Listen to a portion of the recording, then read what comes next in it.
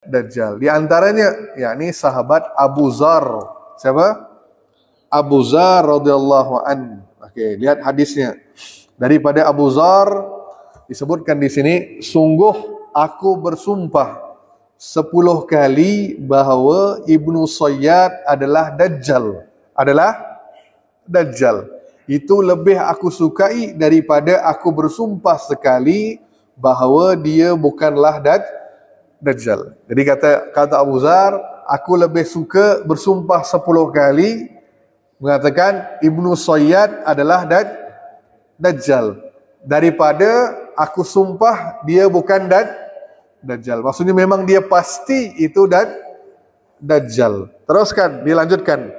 Kata Abu Zar, Rasulullah sallallahu alaihi wasallam mengutus aku untuk menemui ibu Ibnu Sayyad. Ibu Ibnu Sayyad, dan beliau bertitah. Kata Nabi, sampaikan kepada Abu Zar,